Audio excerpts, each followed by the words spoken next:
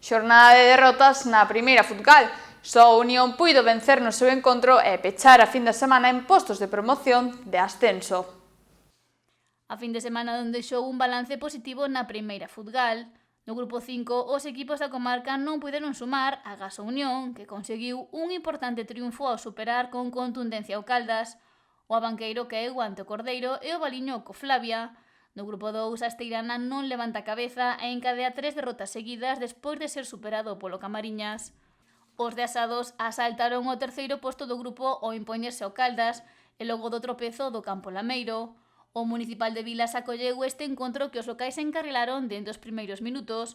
De feito, no 4, Ismael Cerqueiras abriu a lata para adiantar a Unión. E xusto antes do descanso, no 42 e no 44, Sergio Nieto e Ismael Cerqueiras confirmaron a superioridade local co 3-0. Á volta dos vestiarios, os vermellos ampliaron diferenzas co tanto de Adam Vidal no 50, aínda que 6 minutos despois o Caldas acurtou distancias. Un pequeno intento de loitar por un utópico empate que liquidaron os rianxeiros co 5-1 que subiu o marcador no 84 e que foi o hat-trick de Cerqueiras. Gran triunfo do Unión que xa ocupa postos de promoción. O Abanqueiro segue a desinflarse e ocupa xa o 11º lugar na táboa. Esta fin de semana enfrontouse a un duro rival, o Cordeiro, que amosou porque é un dos equipos chamados a loitar polo ascenso.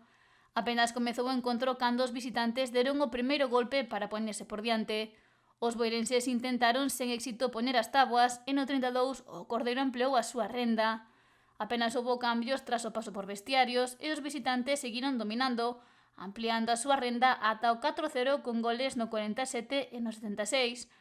Nova derrotada a Banqueiro, que encadea 3 consecutivas. O Valiño mantense penúltimo ao caer na súa visita ao Municipal do Souto.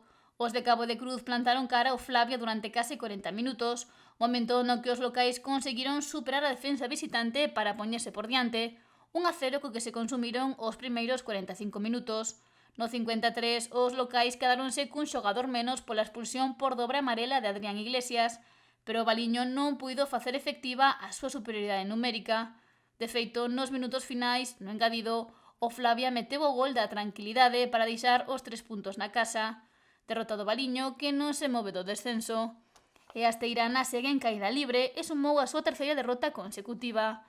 Os de Muros desplazáronse ata Camariñas para medirse o conxunto local na procura de facerse de forma urxente con puntos, pero o duelo comezou mal para a Esteirana, que vía como os locais adiantaban no minuto 9. Sen embargo, antes do descanso, no engadido, os de Esteiro puxeron o empate no marcador, pero os 2 minutos da continuación do choque, un penalti a favor do Camariñas converteuse no 2-1. A igualdade foi protagonista, aínda que os locais tomaron novamente o mando no 3-1 para despexar dúbidas e tiveron tempo de anotar o 4-1 para sentenciar o duelo. A Esteirana segue a pechar a clasificación do grupo 2.